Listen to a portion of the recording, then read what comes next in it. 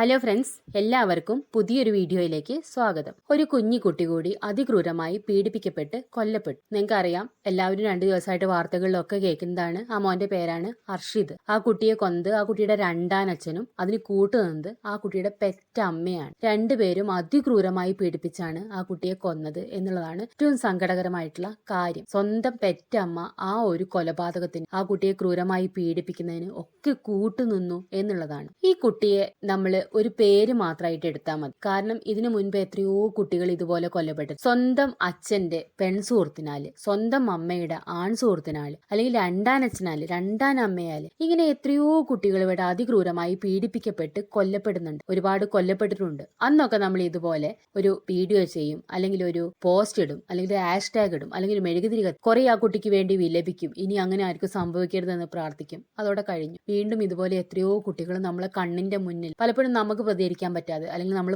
പലപ്പോഴും നമ്മളുടെ ഒരു സേഫ്റ്റിക്ക് വേണ്ടിയിട്ട്, അല്ലെങ്കിൽ നമ്മുടെ ഭാഗം സേഫ് ആക്കി വെക്കുന്നതിന് വേണ്ടിയിട്ട് എത്രയോ കുട്ടികൾ നമ്മുടെ കണ്ണിന്റെ മുന്നിൽ കിടന്നിട്ട് പീഡിപ്പിക്കപ്പെടുന്നത് കണ്ടിട്ടും കാണാത്ത വിധത്തിൽ പെരുമാറുന്ന എത്രയോ ആളുകളുടെ ഇടയിൽ തന്നെയാണ് നമ്മൾ ഇപ്പോഴും ജീവിക്കുന്നത് എന്നുള്ളതാണ്. ഈ മരിച്ച കുട്ടി അർഷിദ് എന്ന് പറയുന്ന മോൻ, ഈ മോന്റെ മരണത്തിനെ കുറിച്ച് പറയുകയാണെങ്കിൽ, ഈ ഒരു കേസ് പുറത്തു വരുമ്പോൾ, ഈ കുട്ടി കൊല്ലപ്പെട്ട ശേഷം ആ കേസ് പുറത്തു വരുമ്പോഴാണ് നമ്മൾ ഈ പറയുന്ന അഷ്കർ എന്ന് പറയുന്ന ആ ക്രൂരനായിട്ടുള്ള ഈ കുട്ടിയെ ഉപദ്രവിച്ച രണ്ടാനച്ഛനെ കുറിച്ചും, അല്ലെങ്കിൽ ആ കുട്ടിയുടെ സ്വന്തം പെറ്റമ്മയായ അഖില എന്ന് പറയുന്ന സ്ത്രീയെക്കുറിച്ചും ഒക്കെ അറിയുന്നത് ഈ കുട്ടി ഇത്രയും ക്രൂരമായി കൊല്ലപ്പെട്ട ശേഷമാണ്. പക്ഷേ ഈ പറയുന്ന ഈ അഷ്കർ എന്ന് പറയുന്ന വ്യക്തി എത്രമാത്രം ക്രൂരനാണെന്നും സൈക്കോപാത്ത് ആണെന്നും ആ സമൂഹത്തിൽ ജീവിക്കാൻ ഒരു വിധത്തിലും കൊള്ളാത്തൊരു വ്യക്തിയാണെന്നും അറിയുന്ന ഒരു സമൂഹം, അല്ലെങ്കിൽ ഒരു നിയമപാലക സമൂഹം ഇവിടെ ഉണ്ടായിരുന്നു എന്നുള്ളതാണ്. കാരണം ഈ പറയുന്ന അഷ്കർ എന്ന് പറയുന്ന വ്യക്തി ചെയ്യുന്ന ആദ്യത്തെ ക്രൈമല്ല ഈ കുട്ടിയുടെ കൊലപാതകം. അയാൾ ചെയ്തിട്ടുള്ള എത്രയോ ക്രൈമുകളിൽ ഒന്നാണ് ഈ പറയുന്ന ഈ കുട്ടിയെ പീഡിപ്പിച്ചു കൊന്നു എന്നുള്ളത്. ഈ വ്യക്തിയുടെ, അഷ്കറിന്റെ ക്രൂരതയ്ക്ക് തെളിവായിട്ട് ജീവിക്കുന്ന ഒരു രക്തസാക്ഷി ഇന്നുണ്ട് എന്നുള്ളതാണ്. അയാളുടെ ആദ്യത്തെ ഭാര്യ ആമിന. ഈ ആമിനയുടെ കഥയിൽ നിന്ന് നമുക്ക് തുടങ്ങാം. അഷ്കർ എന്ന് പറയുന്ന വ്യക്തി വെറും 16 വയസ്സ് മാത്രം പ്രായമുള്ള ആമിന എന്ന് പറയുന്ന പെൺകുട്ടിയെ പ്രേമിച്ച് വശത്താക്കുന്നു. അന്നൊക്കെ നമ്മളത് പണ്ട് കാലത്താണെങ്കിൽ നമ്മളത് വിശുദ്ധ പ്രേമമായിട്ടൊക്കെ കണക്കാക്കുമായിരുന്നു. എന്ന് ചിന്തിച്ചു നോക്കൂ, ഒരു എക്കും പൊക്കും അറിയാത്ത, അല്ലെങ്കിൽ എട്ടും പൊട്ടും തിരിയാത്ത ഒരു പെൺകുട്ടിയെ പ്രേമം എന്ന് പറഞ്ഞ് പറ്റിച്ച് തന്റെ വശത്താക്കി ആ കുട്ടി വീട്ടുകാരെ മുഴുവൻ ഉപേക്ഷിച്ച് ഈ അഷ്കർ എന്ന് പറയുന്ന വ്യക്തിയുടെ കൂടെ ഒളിച്ചോടി പോവാണ്. വെറും 16 വയസ്സിൽ കാണാൻ നല്ല ഭംഗിയുള്ള സുന്ദരിയായ ഒരു പെൺകുട്ടി, ആ പെൺകുട്ടി ഈ വ്യക്തിയുടെ കൂടെ ഇറങ്ങിപ്പോകുന്നു. ഇറങ്ങിപ്പോയ ദിവസം മുതൽ, അന്ന് മുതൽ ഈ പറയുന്ന അഷ്കർ ഈ പെൺകുട്ടിയെ ക്രൂരമായിട്ട് ഉപദ്രവിച്ചുകൊണ്ടിരിക്കുന്നു. ദിവസങ്ങളോളം ഉപദ്രവിക്കുന്നു. ഇതിനിടയിൽ ഈ പെൺകുട്ടിയുടെ വീട്ടുകാർ വിവാഹമായിട്ട്, നിയമപരമായിട്ട് വിവാഹം കഴിക്കാതിരുന്ന എങ്ങനെയാന്ന് പറഞ്ഞിട്ട് പള്ളിയിലും ജമാഅത്തിലൊക്കെ പറഞ്ഞിട്ട് നിയമപരമായിട്ട് അവരുടെ രീതിയിൽ മതാചാര പ്രകാരം ഇവരുടെ വിവാഹം നടത്തി കൊടുക്കുന്നു. അങ്ങനെ ഇവർ വിവാഹം കഴിച്ച് ജീവിക്കുന്നു. എല്ലാ ദിവസവും ഈ പെൺകുട്ടി ക്രൂരമായ പീഡനത്തിന് ഇരയാവുന്നു. ഈ പറയുന്ന അഷ്കറിന്റെ അമ്മയും പെങ്ങളും എല്ലാവരും ഈ ക്രൂരതയ്ക്ക് നേതൃത്വം കൊടുക്കുന്നു. എന്ന് വെച്ചാൽ വെറുതെ മാനസികമായി പീഡിപ്പിക്കുകയെ, വീട്ടിൽ പോയിട്ട് സ്വർണം കൊണ്ടുപോവാ, പണം കൊണ്ടുപോവാ പറഞ്ഞ് പീഡിപ്പിക്കുകയെ ഒന്നുമല്ല ചെയ്യുന്നത്. ഈ കുട്ടിയെ അതിക്രൂരമായിട്ട് മർദ്ദിക്കുകയാണ്. ചവിട്ടുന്നു, കുത്തുന്നു, ചുമരിലിട്ട് ഇടിക്കുന്നു. അങ്ങനെ ഒരു ദിവസം ഈ കുട്ടി ബോധം കെട്ട് നിലത്ത് വീഴുമ്പോൾ ഇത് മരിച്ചുപോയി എന്ന് കരുതിയിട്ട് ഈ പറയുന്ന അഷ്കറും അഷ്കറിന്റെ അമ്മയും പെങ്ങളും കൂടി ചേർന്നിട്ട് ഈ കുട്ടിയെ ഫാനിൽ കെട്ടി തൂക്കാൻ ശ്രമിച്ചു. കഴുത്തിൽ കയറിട്ട സമയത്ത് ഈ കുട്ടിക്ക് പെട്ടെന്ന് ബോധം വന്നു. അപ്പൊ പെട്ടെന്ന് ആ കയറ് തട്ടിക്കളഞ്ഞു. അങ്ങനെ ആ കുട്ടി അന്ന് അത്ഭുതകരമായിട്ട് രക്ഷപ്പെട്ടു. എന്നിട്ട് എത്രയോ തവണ ഇത് കംപ്ലൈന്റ് ആയതാണ്, ഈ കുട്ടി വീട്ടിൽ പറഞ്ഞതാണ്, പോലീസ് സ്റ്റേഷനിൽ പരാതി പറഞ്ഞതാണ്. എന്നിട്ടും ഇവിടുത്തെ ഒരു നിയമ സംവിധാനം ആ കുട്ടിയുടെ കൂടെ നിന്നില്ല. സാരില്ല, പോട്ടെ, കുടുംബമായിട്ട് ഇങ്ങനെ പ്രശ്നങ്ങൾ ഉണ്ടാവും എന്നുള്ള രീതിയിൽ ഇവിടുത്തെ നിയമം ഇതിനെതിരെ കണ്ണടച്ചു എന്നുള്ളതാണ്. ഈ കുട്ടി വീണ്ടും അതിക്രൂരമായി ഉപദ്രവിക്കപ്പെട്ടു. ഈ വ്യക്തി ഈ കുട്ടിയുടെ തല പിടിച്ചിട്ട് ചുമരമോ കൊണ്ടുപോയിട്ട് ഇടിച്ചു. എന്നിട്ട് ഈ കുട്ടി ബോധരഹിതയായി വീണു. ഈ കുട്ടി ഹോസ്പിറ്റലിൽ കൊണ്ടുപോയി. ഈ കുട്ടിയുടെ തലച്ചോറിൽ രക്തം കട്ട പിടിച്ചു. സർജറി ചെയ്തു. ഈ കുട്ടി കോമ സ്റ്റേജിൽ പോയി. 13 മാസം എന്ന് വെച്ചാൽ 1 വർഷവും 1 മാസം ഈ കുട്ടി കോമയിൽ കിടന്നു.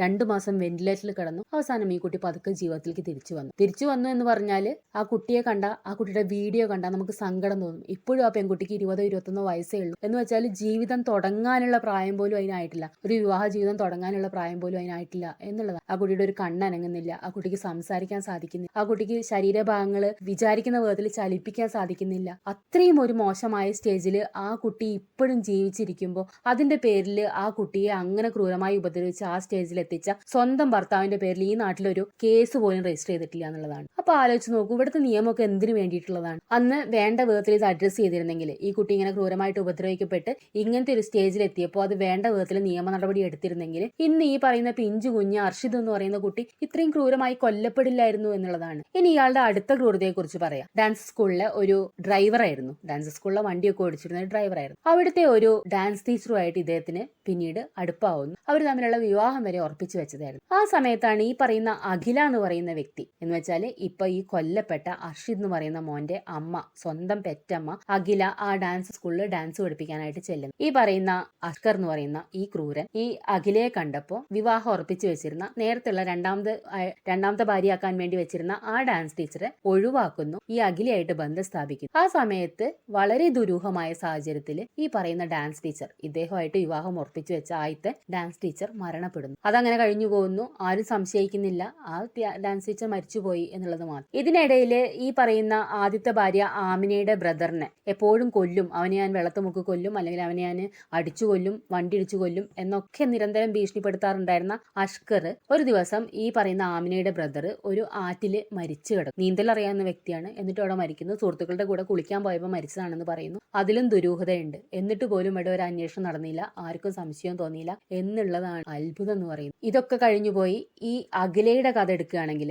അഖില പ്രണയിച്ച് വിവാഹം സ്വന്തം ഇഷ്ടത്തിന് അഖിൽ എന്ന് പറയുന്ന ഒരു വ്യക്തിയെ വിവാഹം കഴിച്ചതാണ്. ഈ അഖിലിനെ വിവാഹം കഴിച്ച് കുറച്ചു കാലം കഴിഞ്ഞ് അഖില ഗർഭിണിയായി. 3 മാസം ഗർഭമുള്ള സമയത്ത് ഈ അഖിലയ്ക്ക് വേറെ ഏതോ ഒരു വ്യക്തിയായിട്ട്, അപ്പൊ നമ്മൾ വിചാരിക്കും ഈ അഷ്കറുമായിട്ടാണെന്ന്, അല്ല, വേറെ ഏതോ ഒരു വ്യക്തിയായിട്ട് അവിഹിതമായി. ഈ ഭർത്താവ് അഖില അത് ചോദ്യം ചെയ്തു, വിഷയായി. അഖിലിന് കാര്യങ്ങളൊക്കെ മനസ്സിലായി, ഇവള് മോശമായിട്ട് നടക്കുന്നതാണെന്ന് പോലീസ് സ്റ്റേഷനിൽ ഈ കേസെത്തി. അവിടെ വെച്ചിട്ട് അഖില പറയുന്നു, ഞാൻ ഈ അഖിലിന്റെ കൂടെ പോകാൻ തയ്യാറല്ല, എനിക്ക് ജീവിക്കേണ്ട, എനിക്ക് എന്റെ കാമുകന്റെ കൂടെ പോയാൽ മതി എന്ന് പറയുന്നു. വെറും 3 മാസം ഗർഭിണിയായിരുന്ന ഒരു പെണ്ണാണെന്ന് ഓർക്കും. ഈ വിഷമത്തില് ഈ അഖിലയുടെ ഭർത്താവ് അഖില് തൂങ്ങി മരിക്കുകയാണ്. അങ്ങനെ ഇത്രയും ഒരു ക്രൂരമായിട്ടുള്ള അല്ലെങ്കിൽ അവഗണന കൊണ്ട് ആ ഒരു മനുഷ്യന്റെ ജീവനം നഷ്ടം. ഈ അഖില, ഈ കുട്ടിക്ക് 1.5 വയസ്സേ ഉള്ളൂ എന്ന് ഓർക്കണം. എന്ന് വെച്ചാല് ഈ പറയുന്ന അഖിൽ എന്ന് പറയുന്ന വ്യക്തി മരിച്ചിട്ട് 2 വർഷമായിട്ടുണ്ടാവില്ല, അത്രേ ഉള്ളൂ. ഈ പറയുന്ന അഷ്കറിന്റെ കൂടെ ജീവിതം തുടങ്ങി. ഇടയിൽ എവിടെയോ വെച്ച് പരിചയപ്പെടുന്നു, പ്രേമാവുന്നു, ഒന്നിച്ച് ജീവിക്കാൻ തുടങ്ങും. ഇവര് വാടക വീട്ടിലാണ് താമസിക്കുന്നത്. ആ സമയത്ത് ഇവർക്ക് ഈ കുട്ടിയെ ഒഴിവാക്കണം എന്ന് ആഗ്രഹം ഉണ്ടായിരുന്നു. പലതവണ അവരതിനെ ശ്രമിച്ചു. ഈ അമ്മത്തൊട്ടിലൊക്കെ ഉപേക്ഷിക്കാൻ വേണ്ടിയിട്ട് അവർ ശ്രമിച്ചിരുന്നു എന്ന് പറയുന്നു. കുറച്ചു കാലം ഈ അഖിലയുടെ അമ്മയുടെ അടുത്ത് ഈ കുട്ടിയെ ഏൽപ്പിച്ചിരുന്നു. അഖിലയുടെ അമ്മ നിത്യ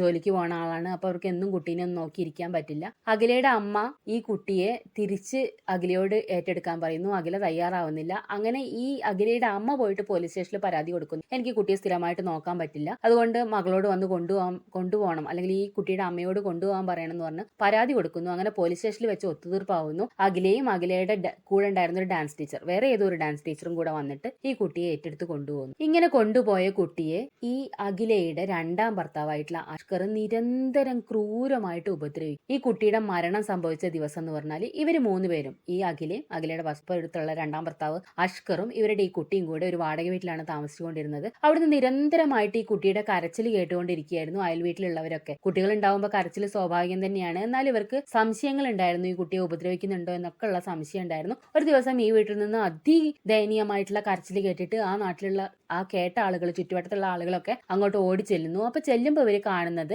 ഈ അഷ്കർ എന്ന് പറയുന്ന വ്യക്തി ഈ കുട്ടിക്ക് ചോറ് വാരി കൊടുക്കുന്നതാണ്. ഈ കുട്ടി തല കുമ്പിട്ട് അബോധാവസ്ഥയിലാണ് ഇരിക്കുന്നത്. അവർ ചെന്ന് നോക്കുമ്പോൾ അവിടെയൊക്കെ ഛർദ്ദിച്ച് വെച്ചിട്ടുണ്ട്. കുട്ടിയുടെ മൂക്കിലും മുഖത്തും ഒക്കെ ചോറ് ഛർദ്ദിച്ച് വെച്ച പാടുകളും ഉണ്ട്. അപ്പൊ നാട്ടുകാർ സ്വാഭാവികമായിട്ടും ബഹളം ഉണ്ടാക്കുന്നു. ഡോക്ടറെ അടുത്ത് കൊണ്ടുപോകണം പറയുന്നു. അപ്പൊ ഇയാള് പറയുന്നു, ഇല്ല, ഭക്ഷണം കൊടുത്തപ്പോൾ തൊണ്ടേ കുടുങ്ങിയതാണ്, വെള്ളം കൊടുത്തപ്പോൾ ചാച്ചു എന്നൊക്കെയുള്ള കുറെ ന്യായം പറയുന്നു. ഡോക്ടറെ അടുത്ത് കൊണ്ടുപോകാൻ തയ്യാറാവുന്നില്ല. അവസാനം നാട്ടുകാരൊക്കെ ബഹളം വെച്ചിട്ട് ആ കുട്ടിയെ ഹോസ്പിറ്റലിൽ കൊണ്ടുപോകുന്നു. ഹോസ്പിറ്റലിൽ എത്തി കുറച്ച് കഴിഞ്ഞപ്പോൾ ഈ കുട്ടി മരിച്ചു എന്ന് ഡോക്ടർമാർ പറയുന്നു. അവിടെ വെച്ച് ഡോക്ടർമാര് ആ കുട്ടിയുടെ ശരീരം പരിശോധിച്ചപ്പോൾ ശരീരത്തിൽ മുഴുവൻ മുറിവുകളും ചതവുകളും പാടുകളുമാണ്. അത് സാധാരണ രീതിയിലുള്ള ഒരു വടി വെച്ചിട്ട് വെറുതെ അടിച്ച പാടോ ഒന്നുമല്ല. നിറയെ പൊള്ളിയ പാടുകള്, മാരകമായിട്ടുള്ള ആയുധങ്ങൾ, കൂർപ്പുള്ള ആയുധങ്ങൾ വെച്ച് മുറിച്ച പാടുകള്. ആ കുട്ടിയുടെ ജനനേന്ദ്രിയം തൊലിയുരിച്ച രീതിയിലായിരുന്നു ഉണ്ടായിരുന്നത്. എത്ര ക്രൂരമായിട്ടുള്ള ഒരു പീഡനത്തിനാണ് ആ കുട്ടി വിധേയമായിക്കൊണ്ടിരുന്നത് നമുക്ക് ഊഹിക്കാൻ പോലും സാധിക്കില്ല. നമ്മളൊക്കെ ഒരു ചെറിയ മുറിവ്, നമ്മളൊരു അടുക്കളയിൽ പെരുമാറുമ്പോൾ ഒരു കത്തി കൊണ്ടൊരു കുഞ്ഞു മുറിവുണ്ടായാൽ പോലും നമ്മൾ അത്രയും സഹിക്കാൻ പറ്റാത്ത ആളുകളാണ് നമ്മൾ. അപ്പോൾ ഒരു ചെറിയ 1.5 വയസ്സുള്ള കുട്ടി എന്തിനാണ് ഉപദ്രവിക്കപ്പെടുന്നതെന്ന് പോലും മനസ്സിലാക്കാത്ത,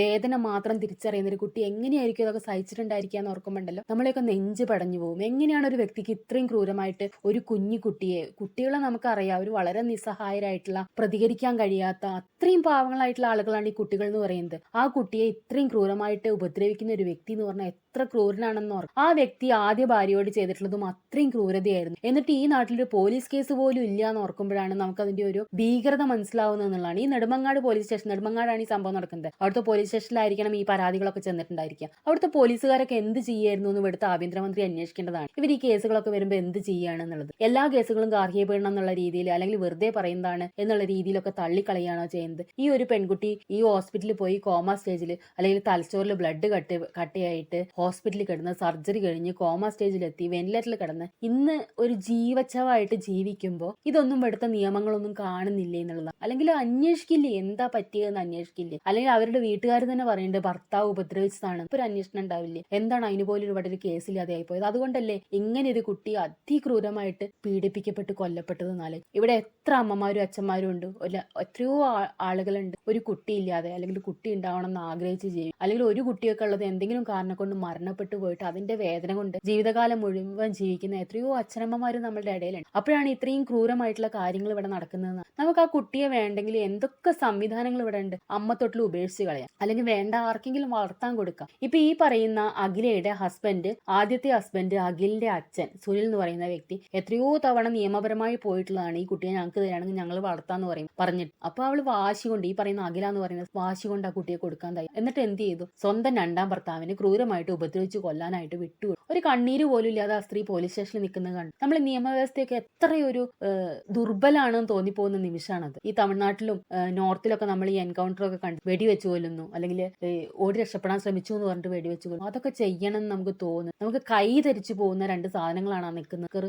അഖില എന്ന് പറഞ്ഞിട്ടുള്ള രണ്ടുപേര്. ഇത്രയും ആ കുട്ടിയെ കുറിച്ച് നമ്മൾ അങ്ങനത്തെ ഒരു പീഡനം ആ കുട്ടിയെ ഏറ്റു എന്ന് ഓർക്കുമ്പോൾ നമ്മൾ ഇത്രയും വിഷമിക്കുന്നുണ്ടെങ്കിൽ ആ കുട്ടി എങ്ങനെയായിരിക്കും സഹിച്ചിട്ടുണ്ടായിരിക്കുക? അല്ലെങ്കിൽ അത് കണ്ടിട്ട് ആ പെറ്റമ്മ എങ്ങനെയായിരിക്കും നിന്നിട്ടുണ്ടായിരിക്കുക? ഞാൻ കുറെ പ്രൊഫൈല് കണ്ടു, ആ സ്ത്രീയെ അനുകൂലിച്ചു കൊണ്ടിട്ടുള്ള പ്രൊഫൈല്. നിങ്ങൾക്കറിയില്ല ഓരോ സ്ത്രീകളും എന്തുമാത്രം വിഷമാണ് നേരിടുന്നതെന്ന്. അപ്പൊ അവർക്ക് അങ്ങനെ ഒരു കുട്ടി അങ്ങനെ വളർത്താൻ സാധിക്കുന്നുണ്ടായിരിക്കില്ല, അവരുടെ യഥാർത്ഥ ഒരു ചിന്തയിലായിരിക്കില്ല ആ കുട്ടി ഉണ്ടായത്, അല്ലെങ്കിൽ ആ പ്രായത്തിൽ സംഭവിച്ചു പോയതായിരിക്കാം അങ്ങനെ ഒരു കുട്ടി ഉണ്ടായത്. അപ്പൊ അവർക്ക് മാതൃത്വം അങ്ങനെ വർക്ക് ചെയ്തിട്ടുണ്ടായിരിക്കില്ല എന്നൊക്കെ പറഞ്ഞിട്ടുള്ള പോസ്റ്റുകൾ ഞാൻ കണ്ടു. ഈ മാതൃത്വം വർക്ക് ചെയ്യാത്തതോ അതോ ഇതൊക്കെ ഒരു മനുഷ്യൻ എന്ന് പറയുന്ന മനുഷ്യത്വം എന്ന് പറയുന്ന ഒരു സാധനം ഉള്ളിലുണ്ടെങ്കിൽ ഒരിക്കലും ഒരു കുട്ടിയോട് ഇവർക്കൊക്കെ അങ്ങനെ ചെയ്യാൻ സാധിക്കുമോ? നമുക്ക് ചെയ്യാൻ സാധിക്കും? വേണ്ട, കുട്ടി വേണ്ട. നമുക്കൊരു മൃഗത്തിനോട്, ഒരു പൂച്ചേനോടോ ഒരു പട്ടീനോടോ ഒരു സിഗരറ്റ് ലൈറ്റർ വെച്ച് പൊള്ളിക്കാൻ, അല്ലെങ്കിൽ സിഗരറ്റ് വെച്ച് കുത്താൻ, അല്ലെങ്കിൽ മൂർച്ചയുള്ള ഒരു ആയുധം വെച്ച് കുത്താൻ, നഖം വെച്ച് കുത്താൻ, തൊലിയൊരിക്കാൻ ഒക്കെ നമുക്ക് സാധിക്കുമോ? സാധിക്കില്ല. എന്നെ കൊണ്ട് സാധിക്കില്ല എന്നാണ് എനിക്ക് തോന്നുന്നത്. ഈ വീഡിയോ കാണുന്ന ആരെ കൊണ്ട് സാധിക്കില്ല എന്നാണ് എനിക്ക് തോന്നുന്നത്. അങ്ങനെ സാധിക്കുന്നവരുണ്ടെങ്കിൽ അവർ അത്ര ക്രൂരന്മാരാണെന്നേ പറയും. സത്യത്തിൽ ഇതിനെക്കുറിച്ച് സംസാരിക്കുമ്പോൾ പോലും വിഷമം തോന്നുന്നുകൊണ്ടാണ് ഈ സബ്ജക്റ്റിനെ കുറിച്ച് സംസാരിക്കണോ എന്ന് പോലും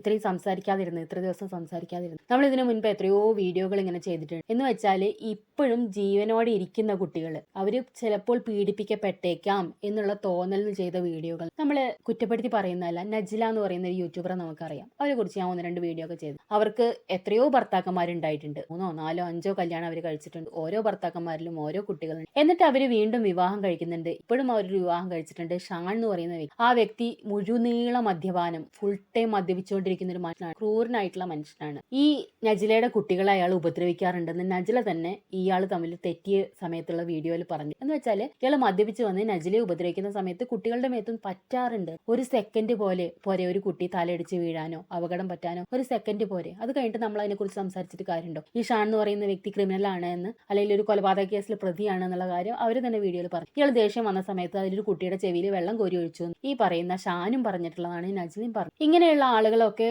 ഈ കുട്ടികളെ ഉപദ്രവിക്കുവോ എന്ന് പേടിച്ചിട്ട് നമ്മൾ ചില വീഡിയോയിൽ ചില കാര്യങ്ങൾ പറയുന്ന സമയത്ത് അതിന്റെ അടിയിൽ വന്നിട്ട് കുറേ നന്മമരങ്ങൾ വന്നിട്ട് അവര് പാവങ്ങളെ എങ്ങനെയെങ്കിലും ജീവിച്ചോട്ടെ, അവർ ആ യത്തീമക്കളെ എങ്ങനെയെങ്കിലും വളർത്തിക്കോട്ടെ, എങ്ങനെയാണ് അവർക്ക് ഒരു ആൺതുണയില്ലാതെ മക്കളെ വളർത്താൻ സാധിക്കുക, അതുകൊണ്ടല്ലേ ആ ഷാനെ അവർ വെച്ചോണ്ടിരിക്കുന്നത്, നിങ്ങൾ എന്തിനാണ് ഇതിൽ കുത്തിത്തിരിപ്പ് ഉണ്ടാക്കുന്നത് എന്നുള്ള രീതിയിൽ നമ്മളെ വീഡിയോന്റെ അടിയിലും ഈ പറയുന്ന നജ്ലയുടെ വീഡിയോയിൽ നല്ല മാന്യമായ നെഗറ്റീവ് കമന്റ് ഇടുന്ന ആളുകളുടെ അടിയിലും പോയിട്ട് ഈ സാരോപദേശം നടത്തുന്ന തെണ്ടികളോടാണ് പറയാനുള്ളത്. ഇങ്ങനത്തെ കാര്യങ്ങൾ ഇവിടെ സംഭവിക്കാനിരിക്കാനും ഇനി ഇങ്ങനത്തെ ഒരു ക്രൈം ഇവിടെ നടക്കാതിരിക്കാനും വേണ്ടിയിട്ടാണ് ആളുകൾ ഇത്തരം വീഡിയോയുടെ അടിയിൽ പോയിട്ട് ഇങ്ങനത്തെ ഉള്ള കമന്റുകൾ ഇടുന്നതും ഇങ്ങനത്തെ വീഡിയോകൾ എടുത്ത് വെച്ച് റിയാക്ട് ചെയ്യുന്നതും. എന്തെങ്കിലും പറ്റി കഴിഞ്ഞിട്ട് നമ്മൾ അഭിപ്രായം പറഞ്ഞിട്ട് അയ്യോ അങ്ങനെ പറയായിരുന്നു, അവർക്ക് അങ്ങനെ ചെയ്യായിരുന്നു എന്ന് പറയുന്നതിൽ അർത്ഥമുണ്ടോ? ഈ നജ്ലയുടെ കാര്യം പറയുകയാണെങ്കിൽ അവർക്ക് 3 or 4 കുട്ടികൾ, ഇപ്പൊ എന്തോ അവർ ഗർഭിണിയാണ്, എന്നിട്ട് അവർക്കത് വളർത്താൻ പറ്റില്ല, അവർ എത്തീമക്കളെ വളർത്താൻ പറ്റില്ല, അതിനൊരു തുണ വേണം, അതുകൊണ്ട് അവർ വീണ്ടും വിവാഹം കഴിക്കും എന്നാണ് പറയുന്നത്. നിങ്ങൾക്കൊക്കെ വളർത്താൻ പറ്റുന്ന മക്കളെ ഉണ്ടാക്കിയാൽ പോരെ? നിങ്ങൾക്ക് ഒരു മകളെ നിങ്ങളെ ഭർത്താവിന്റെ സഹായം ഇല്ലാതെ, നിങ്ങളെ കാമുകന്മാരെ സഹായം ഇല്ലാതെ, നിങ്ങളെ മാതാപിതാക്കളെ സഹായം ഇല്ലാതെ നിങ്ങൾക്ക് സ്വന്തമായി വളർത്താൻ കഴിയുന്ന മക്കളെ മാത്രം നിങ്ങൾക്ക് നിങ്ങൾക്ക് ഉണ്ടാക്കിയാൽ പോരെ? ഒരു കുട്ടിയുണ്ട്, ആ കുട്ടിയെ നേരത്തിന് ഭക്ഷണം കൊടുക്കാനും നല്ല വിദ്യാഭ്യാസം കൊടുക്കാനും നല്ല ജീവിത സാഹചര്യം കൊടുക്കാനും എനിക്ക് സാധിക്കും. അതുകൊണ്ട് എനിക്ക് ഒരു കുട്ടി മതി എന്ന് ചിന്തിക്കാനുള്ള ബോധം അവർക്കില്ലേ? ഇവര് 4 കുട്ടികൾ ഉണ്ടാക്കി വെച്ചിട്ട് അയ്യോ ഈ എത്തിമക്കൾ ആര് നോക്കുന്നു പറഞ്ഞിട്ട് നാട്ടിലുള്ള ചെക്കന്മാരെ മുഴുവൻ അവീതത്തിൽ ഓടിപ്പിടിച്ച് ഭർത്താവാക്കി വെച്ച് ആ ആളുകളുടെ പീഡനം ഏറ്റ് കുട്ടികൾ കൊല്ലപ്പെടണം എന്ന് വെച്ചാൽ എന്തൊരു കഷ്ടമുള്ള കാര്യമാണ് എന്നുള്ളതാണ്. എന്നിട്ട് അതിനെയൊക്കെ സപ്പോർട്ട് ചെയ്യുന്ന ആളുകളും നിങ്ങൾക്ക് നിങ്ങളെ കുട്ടികളെ ആരുടെയും ഹെൽപ്പ് ഇല്ലാതെ, 2ാം ഭർത്താവും വേണ്ട 3ാം ഭർത്താവും വേണ്ട, സ്വന്തം ഭർത്താവ് പോലും തിരിഞ്ഞു നോക്കിയില്ലെങ്കിലും കാര്യമില്ല, എനിക്ക് വളർത്താൻ പറ്റും, എനിക്ക് ഒരു കുട്ടിയെ ഉള്ളൂവെങ്കിൽ അല്ലെങ്കിൽ 2 കുട്ടിയെ ഉള്ളൂവെങ്കിൽ എന്ന് വിചാരിച്ച് നമ്മളുടെ ഒരു സാഹചര്യം അനുസരിച്ച് നിങ്ങൾക്ക് പ്രസവിച്ചാൽ പോരെ? എന്തിനാണ് ഇങ്ങനെ എത്തീമക്കൾ ഉണ്ടാക്കി വിട്ടിട്ട് ആർക്കെങ്കിലും വളർത്താൻ കൊടുക്കുന്നതും ആർക്കെങ്കിലും കൊല്ലാൻ കൊടുക്കുന്നതും ആർക്കെങ്കിലും ഉപദ്രവിക്കാൻ കൊടുക്കുന്നതും? ഈ പറയുന്ന വ്യക്തിയെ ഞാൻ ഒരു ഉദാഹരണമായിട്ട് പറഞ്ഞു എന്നുള്ളൂ. ഇങ്ങനത്തെ ഒരുപാട് യൂട്യൂബേഴ്സ് തന്നെ ഉണ്ട് ഇതുപോലെ മക്കളുണ്ടാക്കി വിട്ടിട്ട് 2ാം ഭർത്താവിനെയും 3ാം ഭർത്താവിനെയും വെച്ച് വീഡിയോ ചെയ്ത് റീച്ച് ഉണ്ടാക്കി. ഇങ്ങനെയുള്ള എത്രയോ ആളുകൾ നമ്മളെ ചുറ്റുമുണ്ട്, യൂട്യൂബിലും ഉണ്ട്, അല്ലാതെ നമ്മളെ കൺമുന്നിലും ഉണ്ട്. നിങ്ങൾക്ക് ഇങ്ങനെ ആരെങ്കിലും സംശയം ഉണ്ടെങ്കിൽ, ഇവർ ഉപദ്രവിക്കപ്പെടുന്നുണ്ടെന്ന് സംശയം ഉണ്ടെങ്കിൽ നിങ്ങളൊരു ചൈൽഡ് ലൈനിൽ വിളിച്ച് പറയുക. അവരന്വേഷിക്കും ഈ കുട്ടി ഉപദ്രവിക്കപ്പെടുന്നുണ്ടോ, ആ കുട്ടിക്ക് ജീവിക്കാനുള്ള അവകാശമില്ലേ, സ്വന്തം ശരീരം മുറിയാതെ സംരക്ഷിക്കാനുള്ള അവകാശമില്ലേ? ഈ പറയുന്ന ഈ ചെറിയ 1.5 വയസ്സുള്ള കുട്ടി എന്തുമാത്രം ക്രൂരമായ പീഡനത്തിന് ഇരയായതെന്ന് പറയാൻ പോലും വിഷമമുണ്ട്. ആ വ്യക്തി സിഗരറ്റ് ലൈറ്റർ വെച്ചിട്ട് ഡയറക്റ്റ് ആ കുട്ടിയെ പൊള്ളിക്കാറുണ്ടായിരുന്നു, സിഗരറ്റ് വെച്ചിട്ട് കുത്താറുണ്ടായിരുന്നു. സിഗരറ്റ് കുറെ നേരം കത്തിച്ച് വെക്കുമ്പോൾ സിഗരറ്റിന്റെ മെറ്റൽ ചൂടാവും. ആ മെറ്റൽ വെച്ചിട്ട് അതിന്റെ ഒരു സ്റ്റീലിന്റെ ക്യാപ്പ് ഉണ്ട്, അത് വെച്ചിട്ട് ഈ കുട്ടിയെ ചൂടാക്കി പൊള്ളിക്കുകയായിരുന്നു. വടി വെച്ചിട്ട് ഒരുപാട് അടിക്കുകയായിരുന്നു. ഈ കുട്ടിയുടെ 2 കൈയും ഒടിഞ്ഞിട്ടുണ്ടായിരുന്നു. ഒരു വൈറലായ വീഡിയോ ഉണ്ട്, ഒരു ഗീവവേയുടെ വീഡിയോ. ആ സ്ത്രീ, അഖില എന്ന് പറയുന്ന സ്ത്രീ, ഈ കുട്ടിയെ എടുത്തു വന്ന് ഇരിക്കുമ്പോൾ എന്തോ ഒരു സമ്മാനം കൊണ്ടുകൊടുക്കുന്ന ഒരു വീഡിയോ നേരത്തെ വന്നിട്ടുള്ള വൈറലായിട്ടുള്ള ഒരു വീഡിയോ. ആ വീഡിയോയിൽ ഈ കുട്ടിയുടെ 2 കൈ ഒടിഞ്ഞിട്ട് പ്ലാസ്റ്റർ ഇട്ടിട്ടാണ്. അപ്പൊ ചോദിക്കുമ്പോൾ ഈ അമ്മ വളരെ അഭിമാനത്തോടെ പറയുന്നത് സൈക്കിളിൽ നിന്ന് വീണ് കൈ ഒടിഞ്ഞു എന്നുള്ളത്. ആ മനുഷ്യൻ തല്ലി ഒടിച്ച കൈയല്ലേ അത്? എങ്ങനെ ആ സ്ത്രീക്ക് വന്നിട്ട് ഇത്രയും വലിയ കള്ളം പറയാൻ സാധിക്കും? സ്വന്തം വയറ്റിൽ ചുമന്ന് 10 മാസം ചുമന്ന് പെറ്റൊരു കുഞ്ഞ്, അതിന് വേറൊരാൾ കൈ തല്ലി ഒടിച്ചു, അത് സ്വന്തം കാമുകൻ 2ാം ഭർത്താവ് കൈ തല്ലി ഒടിച്ചു വെച്ചാല് ആ മനുഷ്യനെ അന്തസ്സായിട്ട് കളഞ്ഞിട്ട് ഈ കുട്ടിയെ നോക്കാമെന്നുള്ള മനസ്സ് വേണം. അതല്ല, ആ കുട്ടി എന്തുമാത്രം ഉപദ്രവിക്കപ്പെട്ടോട്ടെ, കൊല്ലപ്പെട്ടോട്ടെ, അതിനെ വേണ്ട എന്നുള്ളത് എവിടെയെങ്കിലും കളയായിരുന്നില്ലേ, ആർക്കെങ്കിലും വളർത്താൻ കൊടുക്കായിരുന്നില്ലേ? നമ്മൾ ചോദിച്ചു പോവാണ്. ആ കുട്ടിക്ക് ജീവിക്കേണ്ടായിരുന്നു. ആ കുട്ടിയുടെ ജനനേന്ദ്രിയം തൊലി ഉരിച്ചിട്ടായിരുന്നു, എന്ന് വെച്ചാൽ തൊലി വലിച്ചെടുത്ത് താഴെ കൊണ്ടുവച്ച നിലയിലായിരുന്നു. അത്രയും ക്രൂരമായിട്ട് ഉപദ്രവിക്കപ്പെട്ട ഒരു കുട്ടി മരിച്ചു പോകും. നമുക്കിതിനൊന്നും ആരും കുറ്റപ്പെടുത്താനും ന്യായം പറയാനും നമുക്ക് നമ്മളോട് തന്നെ ലജ്ജ തോന്നിപ്പോവാണ്. നമ്മൾ ഇങ്ങനത്തെ ഒരു സമൂഹത്തിലാണല്ലോ ജീവിക്കേണ്ടി വരുന്നത്. നമുക്ക് ഇതിനെതിരെ ഒന്നും പ്രതികരിക്കാൻ പറ്റുന്നില്ലല്ലോ, നമുക്കൊന്നും ചെയ്യാൻ സാധിക്കുന്നില്ലല്ലോ എന്ന് നമുക്ക് തോന്നിപ്പോവാണ്. ഇനി ഇങ്ങനെ ആരും ആവർത്തിക്കപ്പെടരുത് എന്നുള്ള ആഗ്രഹമുള്ളൂ. നമ്മൾ ഓരോ കേസ് വരുമ്പോഴും ആഗ്രഹിക്കും ഇനി ഇങ്ങനെ ഉണ്ടാവരുത്. നമുക്കറിയാം അതിഥി എന്ന് പറഞ്ഞൊരു കുട്ടി, അതിഥി നമ്പൂരി എന്ന് പറഞ്ഞൊരു കുട്ടി. ആ കുട്ടിക്ക് അച്ഛനുണ്ടായിരുന്നു, അമ്മ ഉണ്ടായിരുന്നു. സുബ്രഹ്മണ്യ നമ്പൂരി എന്ന് പറഞ്ഞ അച്ഛനും ശ്രീജ എന്ന് പറഞ്ഞൊരു അമ്മയുണ്ടായിരുന്നു. സന്തോഷത്തോടെ ജീവിച്ചിരുന്ന ഒരു കുട്ടി. ആ അമ്മ പെട്ടെന്നൊരു ആക്സിഡന്റിൽ മരണപ്പെട്ടു. ഈ അച്ഛൻ കുറച്ച് മാസങ്ങൾ കഴിഞ്ഞപ്പോൾ വേറെ സ്ത്രീയെ വിവാഹം കഴിച്ചു. അപ്പോൾ ദേവികാന്ന് പേരുള്ള സ്ത്രീ ആണ് വിവാഹം കഴിച്ചത്. പിന്നീട് വിവാഹം കഴിഞ്ഞ് കുറെ കഴിഞ്ഞിട്ടാണ് അറിഞ്ഞത് ആ സ്ത്രീ ആൾമാറാട്ടം നടത്തിയാണ് വിവാഹം കഴിച്ചത്. അത് റംല എന്ന് പറയുന്ന ഒരു മുസ്ലിം സ്ത്രീ ആയിരുന്നു എന്നുള്ളത്. ആ സ്ത്രീ കുട്ടിയെ ക്രൂരമായിട്ട് ഉപദ്രവിച്ചുകൊണ്ടിരിക്കുകയായിരുന്നു. ഈ അച്ഛൻ ഇതിന് കൂട്ടു നിന്നു. അല്ലെങ്കിൽ അച്ഛൻ അറിഞ്ഞിട്ടും അച്ഛന് പ്രതികരിക്കാൻ പറ്റാവുന്നതാണോ അറിയില്ല. ഈ കുട്ടി മരിച്ച ശേഷം, ക്രൂരമായി ഉപദ്രവിക്കപ്പെട്ട് ഈ കുട്ടി മരിച്ച ശേഷം നോക്കുമ്പോൾ ഈ കുട്ടിയുടെ വയറിൽ 2 ആഴ്ച മുന്നേ കഴിച്ചൊരു മാങ്ങയുടെ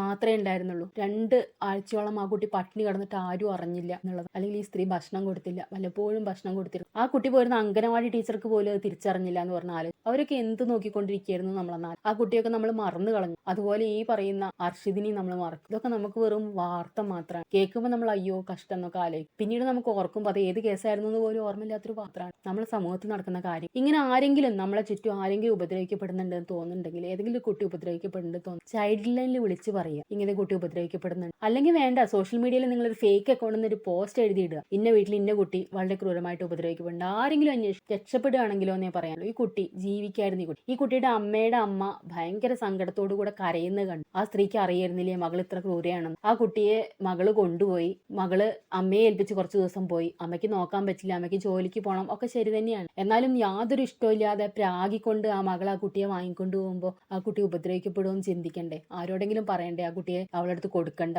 എന്തെങ്കിലും വഴിയുണ്ടോ വളർത്താന്ന് ആരോടെങ്കിലും അന്വേഷിക്കണം. അവിടുത്തെ അംഗനവാടി വർക്കറോടോ ആശാ വർക്കറോടോ സൂചിപ്പിക്കണം. ഗവൺമെന്റ് എങ്ങനെയെങ്കിലും അറിഞ്ഞോളില്ലേ? അല്ലെങ്കിൽ പോലീസ് സ്റ്റേഷനിൽ പരാതി കൊടുത്തിട്ടാണ് ആ കുട്ടിയെ കൊണ്ടുപോയതെന്ന് പറയും. ഈ അമ്മയുടെ അമ്മ പോലീസ് സ്റ്റേഷനിൽ പോയിട്ട് മകള് കുട്ടിയെ കൊണ്ടുപോകുന്നില്ല എന്ന് പറഞ്ഞ് പരാതി കൊടുത്തിട്ടാണ് മകള് ആ മകൾ അത്ര ക്രൂരയാണെന്ന് അറിയിച്ചാൽ, ആ 2ആനച്ചെന്ന് പറയുന്ന തണ്ടി അത്ര ക്രൂരനാണെന്ന് അറിയെങ്കിൽ വിടാൻ പാടില്ലായിരുന്നു. ഈ കുട്ടി ഈ അഷ്കർ എന്ന് പറയുന്ന വ്യക്തിയെ കണ്ട് കരയുന്നത് ഈ അമ്മയുടെ അമ്മ കണ്ടു അത്രേ. അപ്പൊ പറഞ്ഞു, ഇവർ ആലോചിച്ചു അത്ര, ഈ അഷ്കറത്തെ ഉപദ്രവിക്കുന്നുണ്ടാവും എന്ന് ആലോചിച്ചു. ദേഹത്ത് നോക്കിയപ്പോ മുറിവുകളൊന്നും കണ്ടില്ല എന്നാണ് പറയുന്നത്. ഈ കുട്ടി മരിച്ചു കഴിഞ്ഞിട്ട് ഡോക്ടർ നോക്കിയപ്പോ 51 മുറിവാണ് ഒറ്റ കാഴ്ചയിൽ കണ്ടത്. കണ്ടത്. പോസ്റ്റ്മോർട്ടം ചെയ്ത് കഴിഞ്ഞപ്പോൾ 91 മുറിവുകളാണ് ആ കുട്ടിയുടെ ദേഹത്തുള്ളത്. എല്ല് പൊട്ടിയത്, പൊള്ളിച്ചത്, ചതഞ്ഞത്, പഴുത്തത്, ഇങ്ങനെ പല കാലത്തായിട്ടുള്ള മുറിവുകൾ. ആ കുട്ടിയുടെ വാരിയല് 8 സ്ഥലത്തോ 5 സ്ഥലത്തോ എന്തോ പൊട്ടിയിട്ടുണ്ടായിരുന്നു. നമ്മുടെ ശരീരത്തിൽ ഒരു എല്ല് ചെറിയ ക്രാക്ക് വന്നാല്, ചതഞ്ഞാല്, കാല് പടം മറിഞ്ഞാല് നമ്മൾ ആ വേദന നമുക്ക് സഹിക്കാൻ പറ്റും. വാരിയലിൽ 5 പൊട്ടൊക്കെ ആയിട്ട് ആ കുട്ടി എന്തുമാത്രം വേദന അനുഭവിച്ചിട്ടുണ്ടായിരുന്നു. പറയാൻ പോലും നമുക്ക് ഇതിനെക്കുറിച്ച് വിഷമം തോന്നുന്ന കാര്യം. ഇനി ഇവന് കുറേ കാലം വിചാരണ, എന്നിട്ട് പിന്നെ കുറേ കാലം കഴിഞ്ഞിട്ടൊരു വിധി. അപ്പോഴേക്കും ഇവൻ ചിലപ്പോൾ ജയിലിൽ കിടന്ന് ഇതിനിടയിൽ ജാമ്യത്തിൽ ഇറങ്ങും. ജാമ്യം കിട്ടിയില്ലെങ്കിൽ ആ ഒരു കാലാവധി കഴിഞ്ഞിട്ടുണ്ടായിരുന്നു, ജയിലിൽ കിടന്നിട്ട് തന്നെ അനുഭവിച്ചു എന്ന് പറഞ്ഞിട്ട് വെറുതെ വിടും. ഇനി എത്ര കൊലപാതകയാണെങ്കിലും ഇവിടെ ആഘോഷിക്കപ്പെടാനുള്ള ഒരുപാട് ആളുകൾ ഉണ്ടായിരിക്കും. അയ്യോ അയാൾ പണ്ടല്ലേ ചെയ്തത്, ഇയാളിപ്പോ നല്ല മനസ്സ് മാറി വന്നില്ലേ. നമ്മൾ കണ്ടു റഹീം എന്ന് പറയുന്ന ഒരു മനുഷ്യൻ ജയിലിൽ നിന്ന് വന്നത്. ഇവിടെ എന്തോ ഒരു പുണ്യപ്രവൃത്തി ചെയ്ത മനുഷ്യൻ അവിടുന്ന് ജയിൽ മോചിതനായിട്ട് സ്വാതന്ത്ര്യ സമരത്തിൽ കിടന്ന് വന്ന പോലെ ആ ഒരു വ്യക്തിയുടെ അമ്മയുടെ സങ്കടം നമ്മൾ കാണുന്നതാണ്. ശരി തന്നെയാണ്, ആ അമ്മ ഒരു പാവം 80-85 വയസ്സുള്ള സ്ത്രീ. അവർക്ക് ആ മകനെ 10-20 വർഷമായിട്ട് കണ്ടിട്ടില്ല. ഒരിക്കലെങ്കിലും കാണണമെന്ന് ആ പെറ്റമ്മയ്ക്ക് മോഹം ഉണ്ടായിരിക്കും. അതിന്റെ ഒരു മനസാക്ഷി, ആ ഒരു കണ്ണുനീരിലാണ് ഇവിടുത്തെ ജനങ്ങൾ അത്രയും കോടി രൂപ പിരിച്ച് ആ മനുഷ്യനെ തിരിച്ചു കൊണ്ടുപോകും. അതോടെ അത് കഴിയണമായിരുന്നു. ആ മനുഷ്യൻ ഇവിടെ വരുന്നു, അമ്മയെ കാണും, അവരെന്തോ ഒരു ജീവിതം എന്തോ ആയിക്കോട്ടെ ജീവിക്കുന്നു, അത്രേ ഉള്ളൂ എന്ന് പറഞ്ഞ് ഒഴിവാക്കണേ. അതിന് പകരം ഇവിടുത്തെ മനുഷ്യന്മാർ എന്താ ചെയ്യുന്നത്? ആ മനുഷ്യനെ തലയിലേറ്റി നാട് മുഴുവൻ കൊണ്ടു നടക്കും. ആ മനുഷ്യൻ ഇന്റർവ്യൂ കൊടുക്കും, ആ മനുഷ്യനെ പൊന്നാളിനായിട്ട് അവരോധിക്കുന്നു. ഇവിടുത്തെ മന്ത്രിമാർ പോയിട്ട് പൊന്നാട അണിയിക്കുന്നു. ആ മനുഷ്യൻ ചെയ്തത് എന്താണ്? വെറും ഒരു കുട്ടി, ഡിസേബിൾഡ് ആയിട്ടുള്ള ഒരു കുട്ടി ഒരു വാശി പിടിച്ച് കരഞ്ഞതിന്, എന്ന് വെച്ചാൽ എന്തോ റോഡ് സിഗ്നലില് റെഡ് സിഗ്നലില് വണ്ടി മുന്നോട്ട് എടുക്കണം എന്ന് വാശി പിടിച്ച് കരഞ്ഞതിന്, അല്ലെങ്കിൽ ദേഷ്യം വന്നിട്ട് തുപ്പിയതിന്. നമുക്കറിയാം ഈ ഫിസിക്കലി ഡിസേബിൾഡ് ആയിട്ടുള്ള ആളുകൾക്ക് പൊതുവേ ഒരു ദേഷ്യം അല്ലെങ്കിൽ മറ്റുള്ളവരോട് വിരോധം, മറ്റുള്ളവരെ പോലെ എനിക്ക് നടക്കാൻ പറ്റുന്നില്ലല്ലോ എന്നുള്ള സങ്കടം ഒക്കെ ഉണ്ടാവുന്ന ആളുകളാണ്. അവർ ചിലപ്പോൾ കുറച്ച് നമ്മൾ ഉദ്ദേശിക്കുന്ന പോലെ ആയിരിക്കില്ല പെരുമാറുക. അവർക്ക് കുറച്ച് ദേഷ്യം കൂടുതലായിരിക്കും, വാശി കൂടുതലായിരിക്കും, ഒക്കെ അറിയാം. അങ്ങനെയുള്ള ഒരു കുട്ടി ഇയാളോട് വാശി പിടിച്ചതിന് അയാളൊന്ന് തുപ്പിയത്രേ. അതിന് അയാൾ ദേഷ്യം വന്നിട്ട് ഈ കുട്ടിയെ മുഖത്താണ് തല്ലിയത്. പക്ഷെ കയ്യ് കഴുത്തിലുള്ള ശ്വസിക്കാനുള്ള ഉപകരണത്തെ തട്ടി ആ ഉപകരണം തെറിച്ചു പോയി.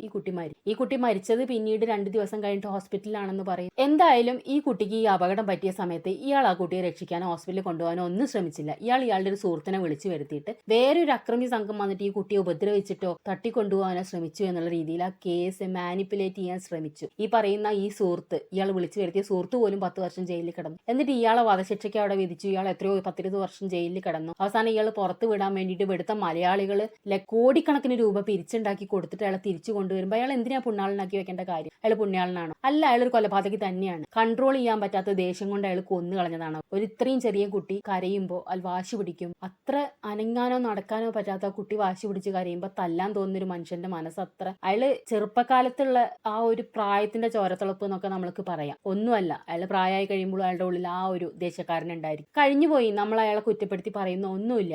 ആ ഉമ്മയുടെ കണ്ണുനീര് കണ്ടിട്ടാണ് ഇവിടെയുള്ള ആളുകൾ ഇത് പിരിച്ചു കൊടുത്ത് അയാളെ തിരിച്ചു കൊണ്ടുവന്നതെന്നുള്ളതാണ്. അതോടെ അത് കഴിയണമായിരുന്നു. അയാൾ എവിടെയെങ്കിലും പോയി സ്വസ്ഥമായിട്ട് ജീവിച്ചോട്ടെ. ഇവിടെ ആരും അയാളെ പരിഹസിക്കാനോ കുറ്റപ്പെടുത്താനോ ഒന്നും പോയില്ലേ. പക്ഷെ ഇപ്പൊ ഈ കാണിക്കുന്ന നാട്ടുകാരൊക്കെ കൂടെ കാണിക്കുന്ന ഷോ, അതിന് കൂട്ടു നിൽക്കുന്ന അതൊന്നും അത്രയൊരു അതേ രീതിയിലായിരിക്കും ഒരു പക്ഷേ ഈ പറയുന്ന ഈ അഷ്കർ എന്ന് പറയുന്ന വ്യക്തിയെ നമ്മളൊരു കാലത്ത് ആഘോഷിക്കുക. നമ്മൾ ഈ ഗോവിന്ദചാമിയെ പോലും കുറെ കാലം കഴിയുമ്പോൾ അയാൾ എത്ര വർഷം ജയിലിൽ കിടന്നു, പാവം മനുഷ്യൻ എന്ന് പറഞ്ഞിട്ട് ഇവിടെ താലോലിച്ചു കൊണ്ടുവരുമെന്ന് എനിക്ക് സംശയമാണ്. നമ്മൾ നീതിന്യായ വ്യവസ്ഥയെ ചില സമയത്ത് നമുക്ക് സങ്കടം തോന്നും, ഇങ്ങനെയാണോ വേണ്ടത്? ഈ പറയുന്ന വ്യക്തി അഷ്കറിനെയൊക്കെ കണ്ണു മുന്നിൽ കിട്ടിയാൽ ജനം തല്ലിക്കൊല്ലും ഇപ്പോഴത്തെ അവസ്ഥയിൽ എന്നുള്ളത്. ഇത്രയും ക്രൂരനായിട്ടുള്ള ഒരു വ്യക്തി. ഇതിനെക്കുറിച്ച് നമുക്ക് എന്താ പറയേണ്ടേ അറിയില്ല. ഇനിയും ഇതുപോലത്തെ സംഭവങ്ങൾ ഇവിടെ നടക്കും, എത്രയോ കണ്ടു. ഇതൊക്കെ ഇനി ഇവിടെ ആവർത്തിക്കപ്പെടുകയുള്ളൂ. നിങ്ങൾ ആരെങ്കിലും ഇങ്ങനത്തെ ആരെങ്കിലും കാണുകയാണെങ്കിൽ നിങ്ങളെ കൊണ്ട് ചെയ്യാൻ പറ്റുന്ന കാര്യങ്ങൾ ആ കുട്ടിക്ക് വേണ്ടിയിട്ട് ഒരു ഫോൺ കോളെങ്കിലും, ചൈൽഡ് ലൈനിലേക്ക് ഒരു ഫോൺ കോളെങ്കിലും ചെയ്യാന്നേ പറയാനുള്ളൂ. എല്ലാവർക്കും നന്ദി.